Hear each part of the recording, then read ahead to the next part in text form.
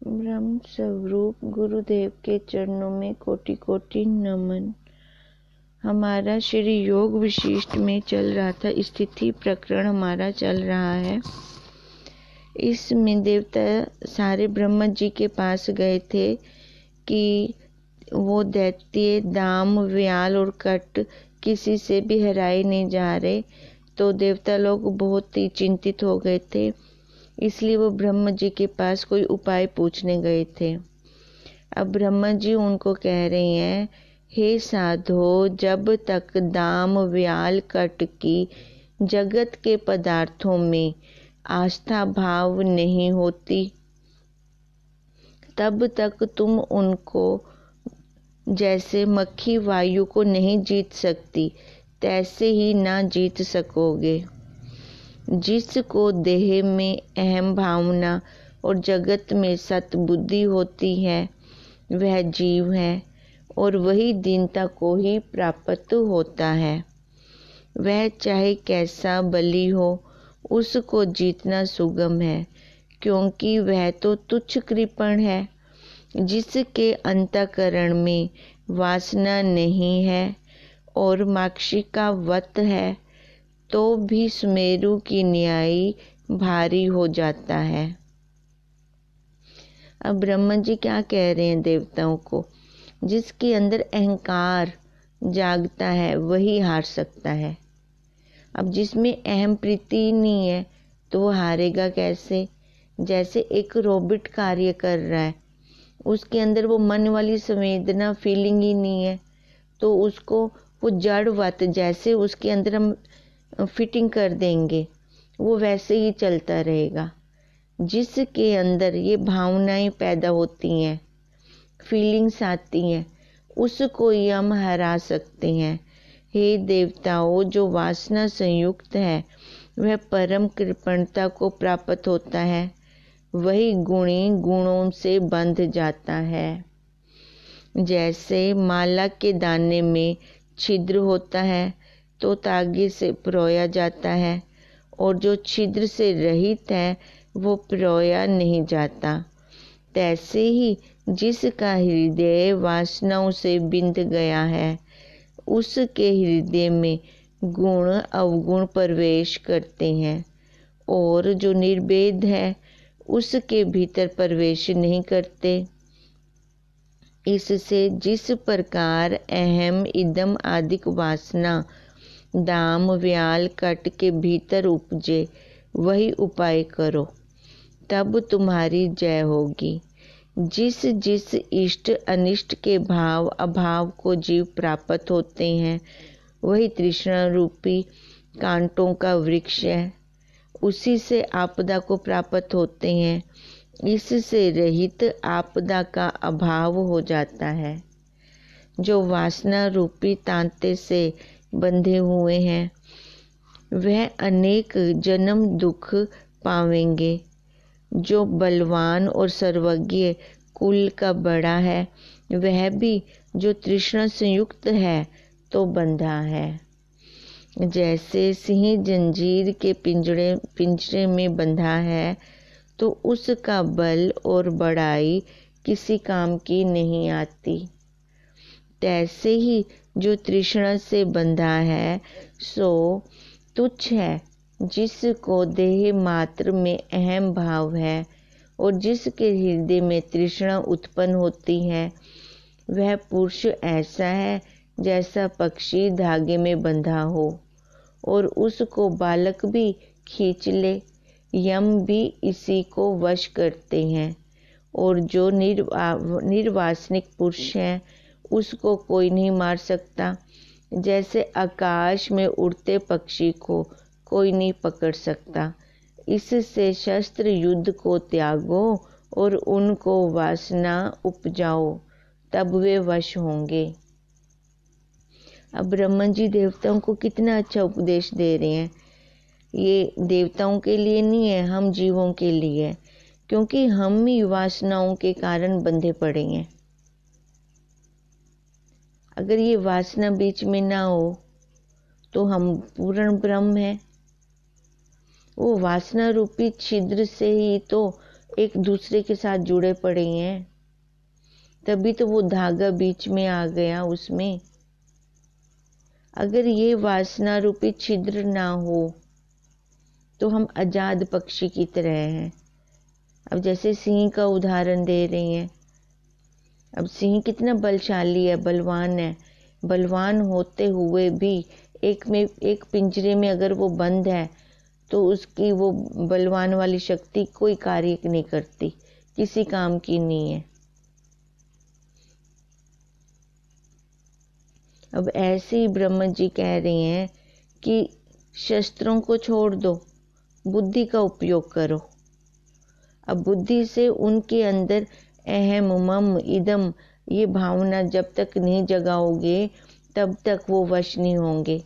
जब तक उनके अंदर राग द्वेष नहीं उपजता वो वश नहीं होंगे और उनको हरा नहीं सकोगे।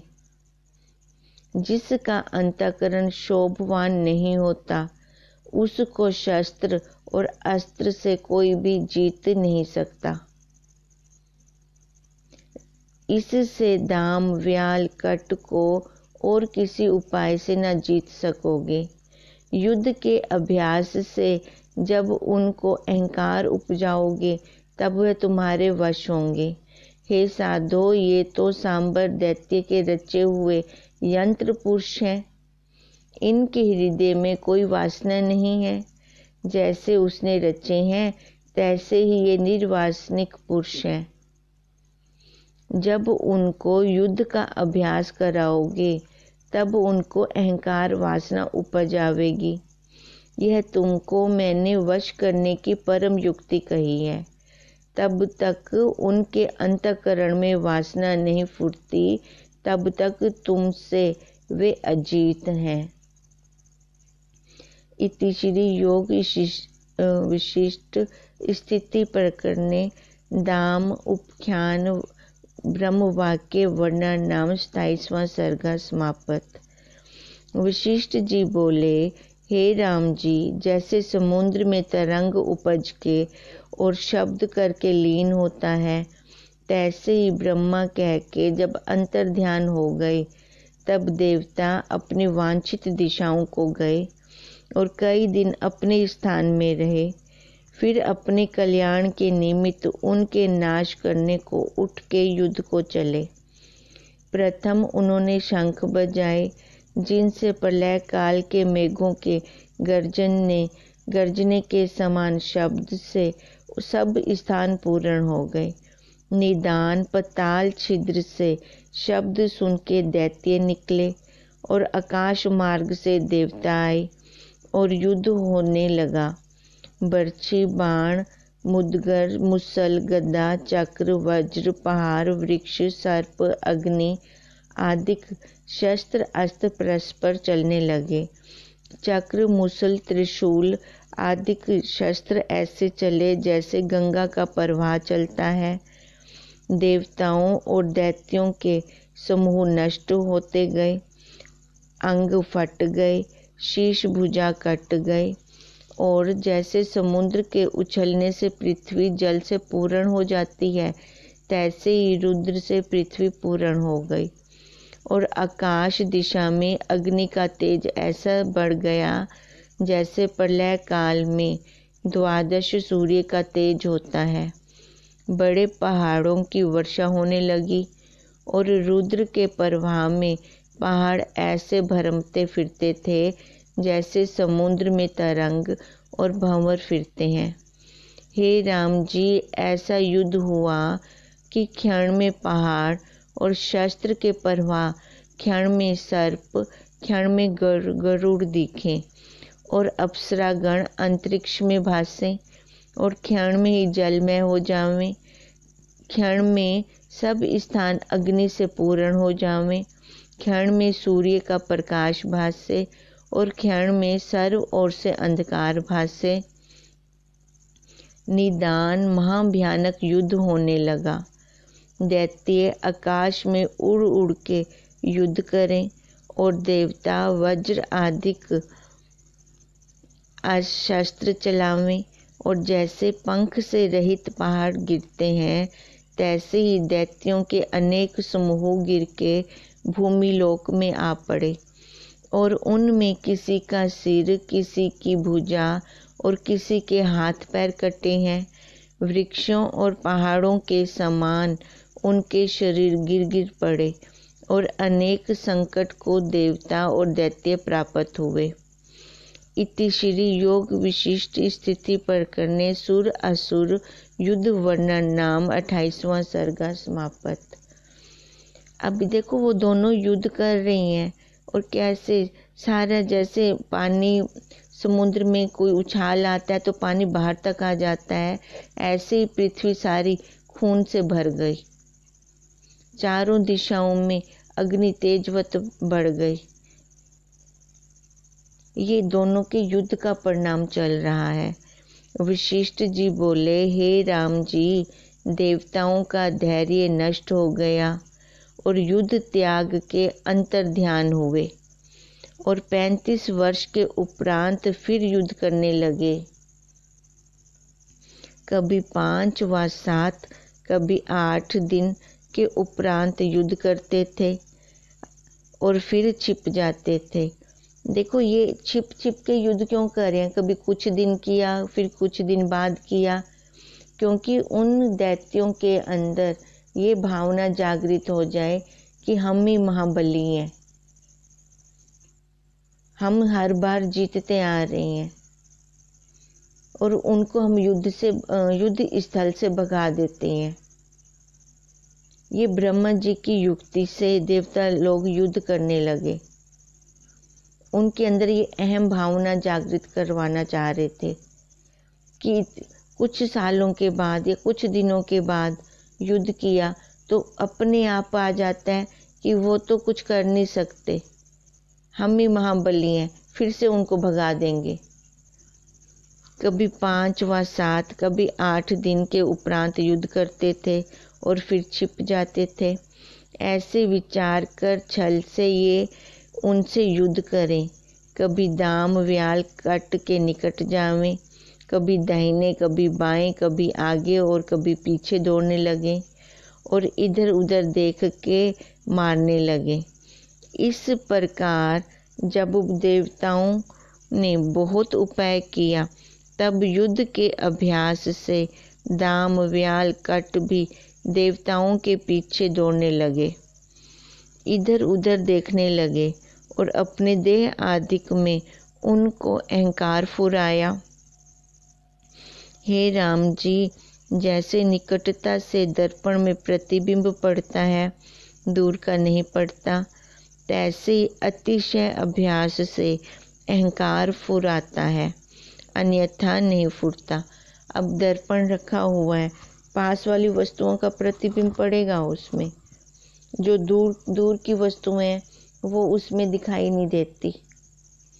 अब ऐसे ये जब अहंकार फुरता है तो हमें अपने देखो, जब हम ध्यान में बैठते हैं या अपने आसन पे बैठते हैं तो उस समय हमें जो आजकल वाला हमने व्यवहार किया होता है उसके संस्कार फुर के आते हैं, क्योंकि वो अभी दर्पण के निकट है, अंतःकरण रूपी दर्पण के निकट है। और कुछ काल के बाद वो संस्कार नहीं फुटते, क्योंकि वो फिर अंतःकरण रूपी दर्पण से बहुत ही पीछे हो गए, बहुत दूर हट गए। अब ऐसे ही कह रही हैं वशिष्ठ जी राम जी को, जैसे निकटता से दर्पण में प्रतिबिंब पड़ता है, दूर का नहीं पड़ता, तैसे ही अतिशय अभ्यास से अहंकार फुर आता है, अन्यथा नहीं फुटता। जब अहंकार उनको फुरा, तब पदार्थों की वासना भी फुराई, और फिर वह यह फुरा कि हम दाम व्याल कट हैं, किसी प्रकार जीते रहें। इस इच्छा से वे दीन भाव को प्राप्त हुए, क्योंकि वो कुछ काल के बाद उन्होंने युद्ध किया तो उनको अपने में भी अहम प्रतीति आती गई, और भय पाने इसी प्रकार अब उनको अपने में जब अहम प्रतीति आनी शुरू हुई, तब लगा कि हम जीते रहें। इस इच्छा से वे दीन भाव को प्राप्त हुए और भय पाने लगे कि इस प्रकार हमारा नाश होगा, इस प्रकार हमारी रक्षा होगी, वही उपाय करें जिससे हम जीते रहें। इस प्रकार आशा की फांस में बंधे हुए वे दीन भाव को प्राप्त हुए और आपको देह मात्र में आस्था करने लगे कि देह रूपी लता हमारी स्थिर रहे, हम सुखी हों, इस वासना संयुक्त हों और पूर्व का धैर्य त्याग के वे जानने लगे कि यह हमारे शत्रु नाश करता है, इनसे किसी प्रकार बचें। उनका धैर्य नष्ट हो गया और जैसे जल बिना कमल की शोभा जाती रहती है, तैसे ही इनकी शोभा जाती रही। खाने पीने की वासना फूर आई और संसार की भयानक गति को वो प्राप्त हुए। तब वे आश्रय लेकर युद्ध करने लगे और ढाल आदि आगे रखे। पहले वो युद्ध करते थे तो उनके अंदर कोई भावना नहीं थी, अपने लिए बचाव के लिए कोई अस्त्र शस्त्र आगे नहीं रखते थे। अब जैसे जैसे समय बीतने लगा उनके अंदर अहम भावना, अहम प्रतीति जागने लगी, अपने दुख सुख को वो अनुभव करने लगे। अब इन देवताओं से वो उनकी कैसे भावना होगी कि ये हमारे शत्रु हैं, अब इनसे हमें बच के रहना है। तो इसके लिए वो ढाल आदि आगे रखने लगे।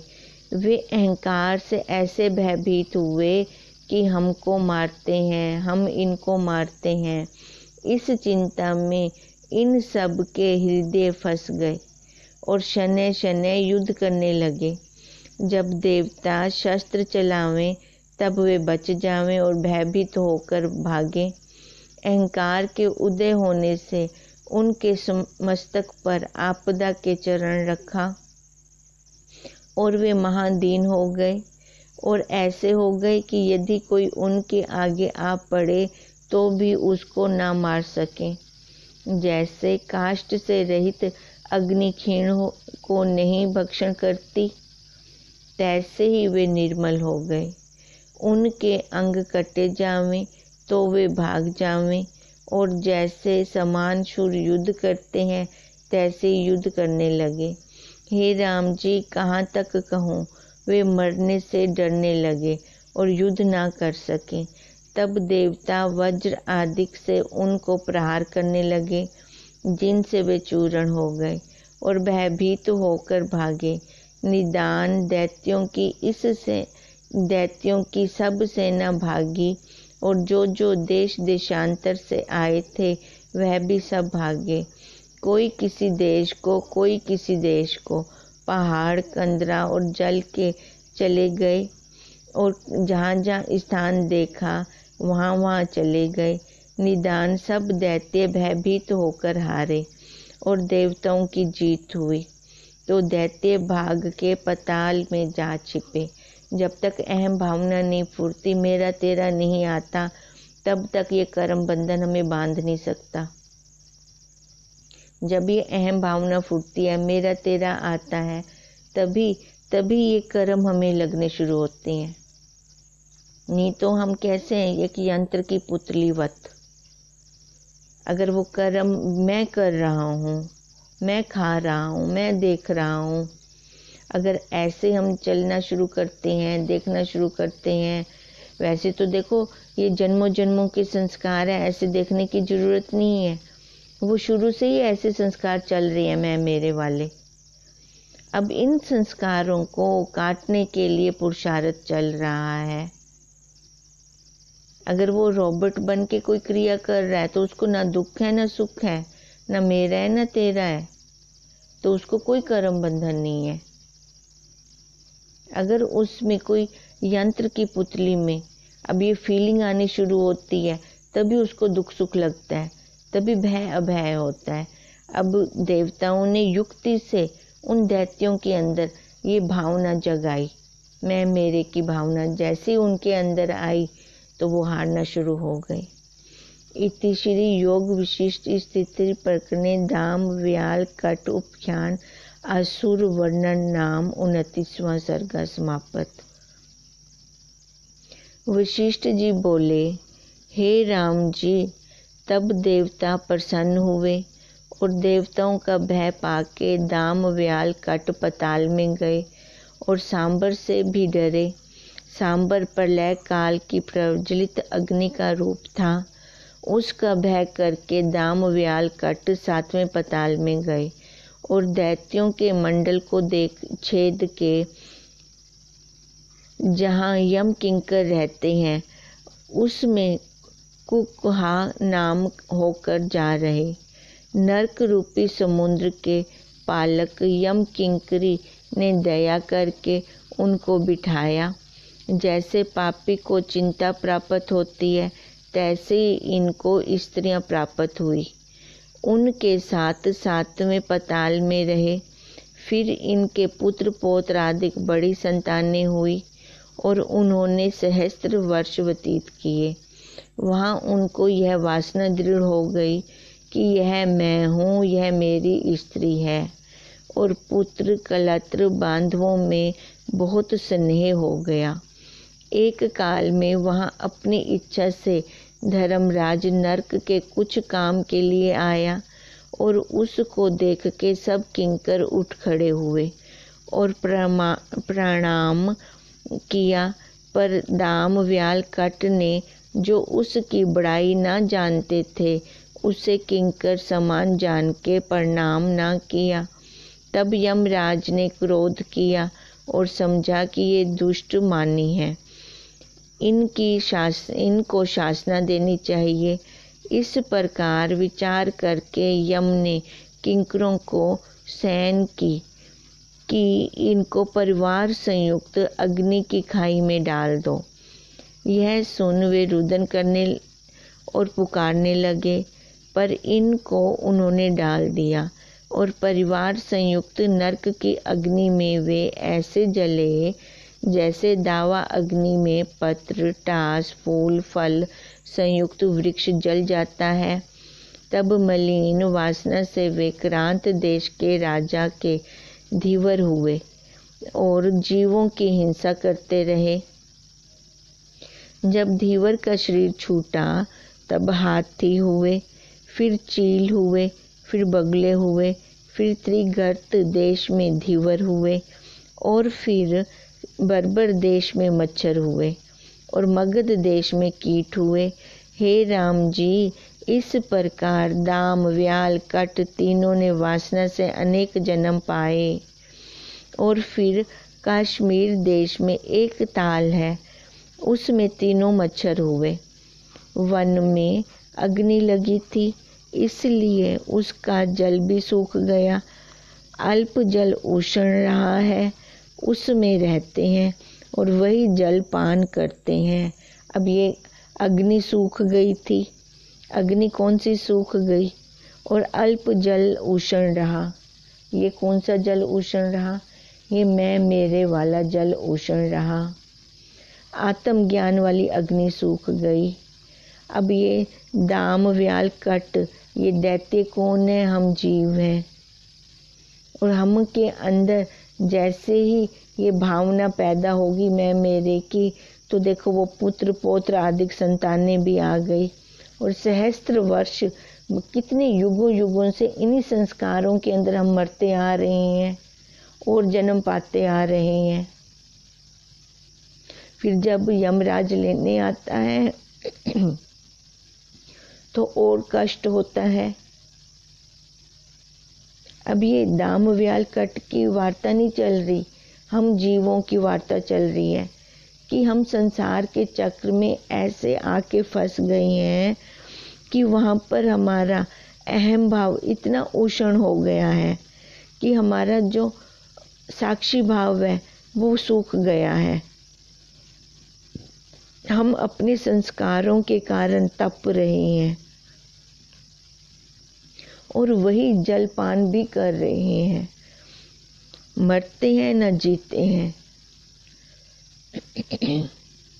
उनकी जो संपदा है उसको भी नहीं भोग सकते।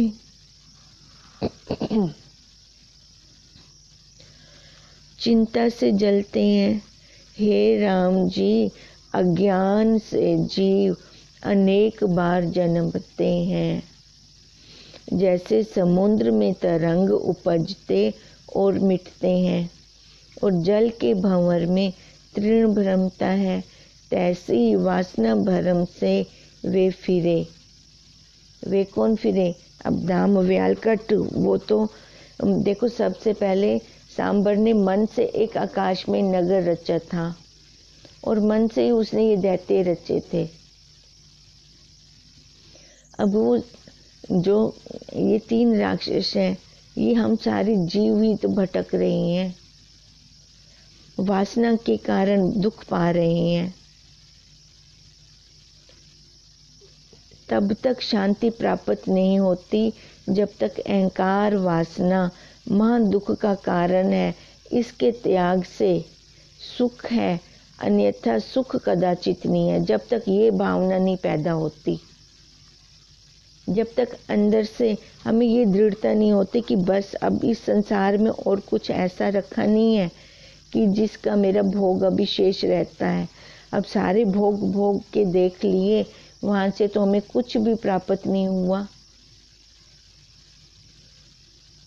जब तक ये संसार अति दुख का कारण नहीं लगता, तब तक हम यहाँ से छूट नहीं सकते, क्योंकि ये जाला मकड़ी ने खुद बनाया, हमने खुद अपने भावों से बनाया है। और मकड़ी जब उस जाले से बाहर आना चाहती है तो वो जाला खुद ही खाती है। हमने अब जाला तो बना लिया, अब खाएं तो सही इस जाले को। अब खाते हुए जान निकलती है। हमारे अच्छे कर्म है कि हमें तत्वनिष्ठ सद्गुरु मिले हैं, वो हमारी अमृत वर्षा कर रहे हैं। अब हमें अपना बस थोड़ा सा पुरुषार्थ करना है। अगर हम थोड़ा सा पुरुषार्थ करते हैं तो देखो यहाँ चक्र से छूट सकेंगे हम फिर। इति श्री योग विशिष्ट स्थिति प्रकरणे दाम व्याल कट जन्म जन्मांतर वर्णन नाम 30 सर्गा समापत।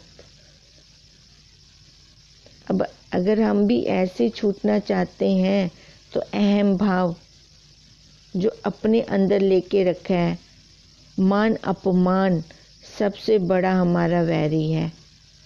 ये वैरी कब आता है? वैरी जब देह भाव जागता है, मैं कुछ हूँ। जब ऐसी भावना आती है तब ये संस्कार हमारे खड़े हो जाते हैं, मैं मेरे वाले। तब फिर दुख ही दुख है, नरक ही नरक है।